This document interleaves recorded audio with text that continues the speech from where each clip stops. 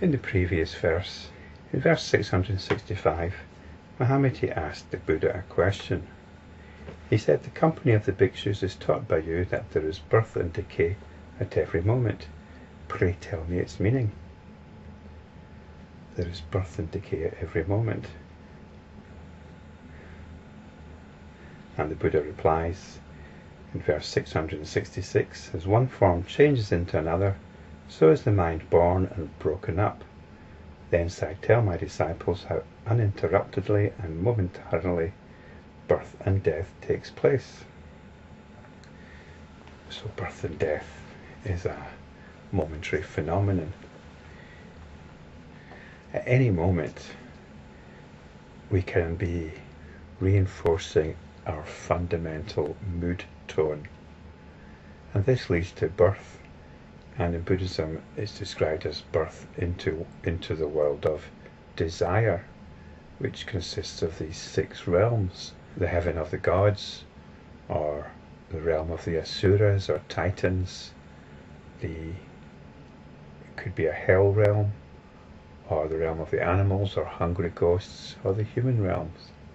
Each of these realms describes a particular type of mood tone.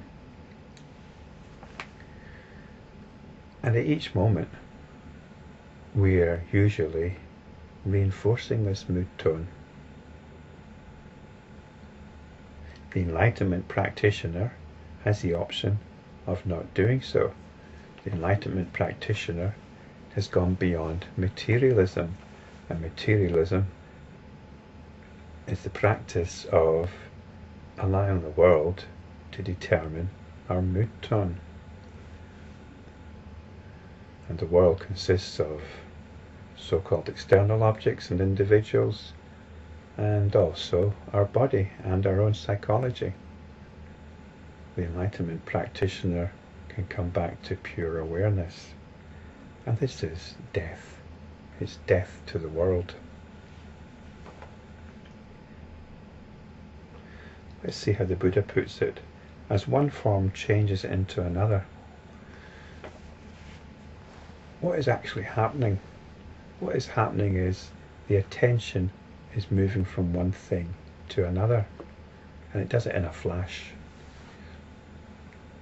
Your attention might be on this video, it might be on what I'm saying, it might be on my appearance, it might be on who you're meeting up with later, it might be on other things that you've got to do today, it might be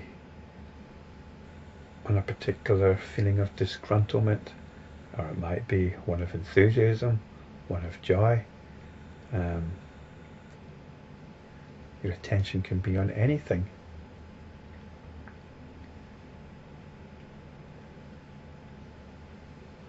Your attention is always on what's technically called a form. A form. The attention has to have something to focus on, so it's called a form. But that form could be anything that the attention is capable of focusing on. So this is what's meant by one form changing into another. It means the focus of the attention is continuously shifting. The attention doesn't actually move itself. It's just that there's this, what I call the field of experiencing going on, and the attention can focus on different aspects of it. But actually the attention is like a searchlight, and it's a stable searchlight, and everything is just moving in front of it. This is how you are. You are that searchlight, and everything is moving in front of you. So one form is actually changing into another. So is the mind born and broken up. Everything that the attention is focused on generates a particular quality of mind. The mind that is listening to this video is different from the mind that is going to be preparing a meal later on, or interacting with somebody else later on, the mind changes in accordance with what the attention is focused on. So the mind is born and broken up. So this is birth and death. As soon as the attention shifts from one thing to another, and this is birth. Well, it's actually birth and then another birth. There isn't any death involved. It's a constant series of births. We only have death when we are practicing enlightenment, when we're no longer caught up in the world of desire, which is that world whereby the attention is constantly being directed outwards. And when I say outwards, I mean it can be not only outwards into a so-called external world, it can be outwards into our body, into our moods, into our own psychology. Because that's what we inhabit most of the time. We actually inhabit our own psychology, which is our own pattern of moods, which we see as justified in terms of the nature of the world, the nature of our bodies.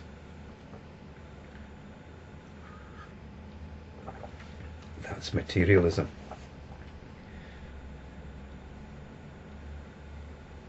Verse 667 reinforces this. In like manner, discrimination also rises and disappears with every single form. Where there is discrimination, there are living beings. Outside of it, there are no living beings. So along with the attention moving from one form to another, there's discrimination. Discrimination gives a story to what the attention is focused on. That story could be to do with whether you like or don't like something, or whether you're interested or not interested in something. But that story is also the history. Here's a glass of water. I'll bring your attention to it. I can tell you that this glass of water is mine. It's not yours, it's mine. It's been lying out all night, so it's a bit flat.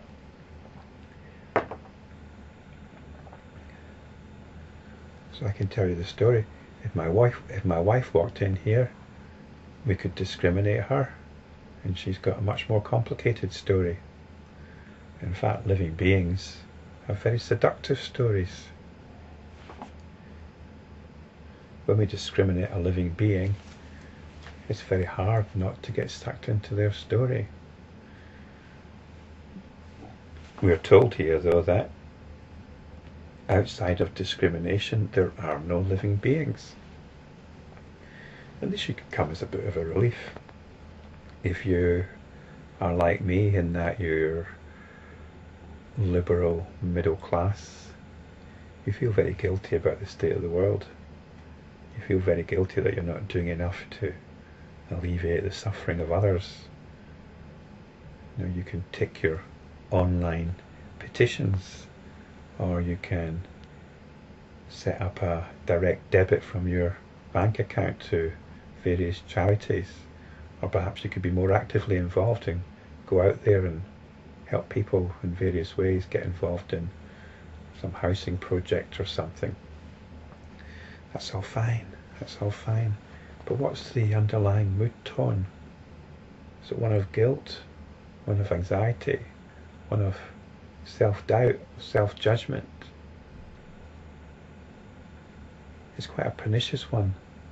It's quite noble in a way. It's a noble mood tone in a way, but it's also quite a pernicious one. So by all means, don't stop doing what you're doing, but take a look at your mood tone and be free from it. It's a materialistic one. Don't allow the nature of the world, don't allow the nature of your own personal identity or psychology or circumstances to determine it. Come back to awareness.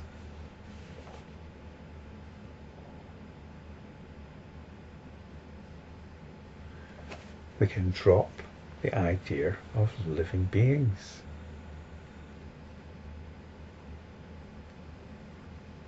They are the great suckers of our intention. They suck our own sense of being from us.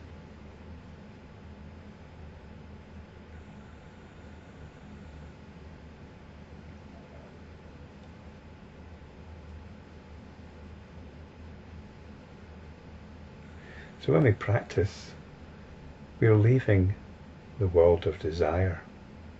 And this means allowing the attention to come to rest. And this is being in pure awareness. And in this pure awareness, we can come to what I describe as the rainbow body, where there is only our own will. And we can will to be as happy as is infinitely possible. And we can be as loving and all-embracing and as compassionate as infinitely possible. And we can be blissful.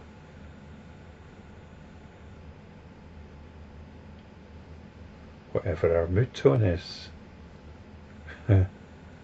Let's not buy into it anymore. Buying into our mood tone is materialism.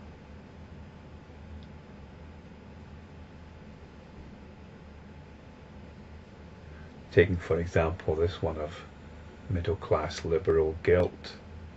Oh, have a laugh at it. We don't need to buy into it. Perhaps if you're depressed, and you're depressed, you tell yourself, because of the way of the world, all these bad things in it. It's terrible.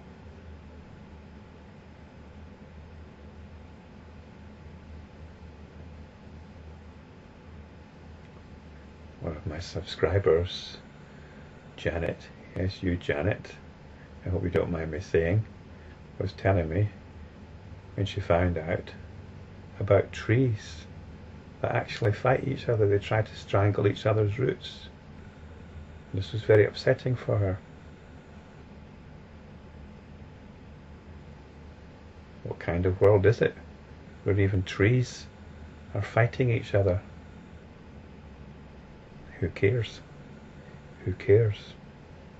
Be happy. We don't take our cue from the world. That is materialism. Come back to awareness.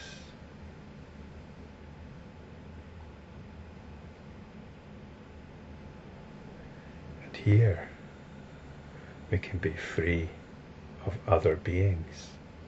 Other beings are usually instrumental in determining our own mood tone. I had a few interesting dreams before I woke up this morning. Some of them were people I knew. Some of them were people I know personally. Some were people I knew of. And some I didn't know at all, and they didn't know me. Which is a bit strange because it was my dream. It was my dream. I was interacting with these people, and all these people were having a particular effect on me. They all seemed to have their lives to get on with, and they were getting on with their lives.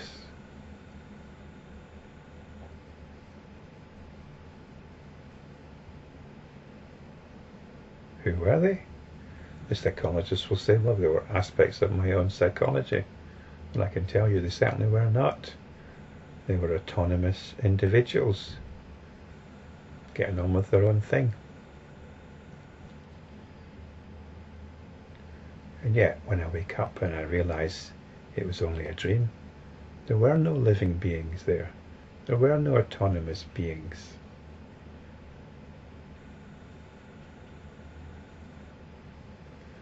When we wake up from this dream, with this world that we are often lost in is realized to be of the nature of dream, then we can be happy. We can be happy in the realization that there are no living beings, not even me.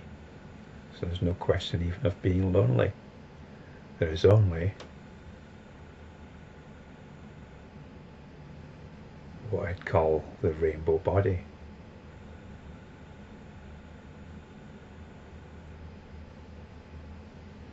We can take our cue from this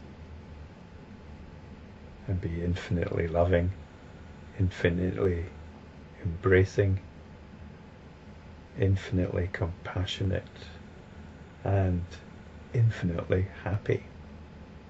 There is no limit.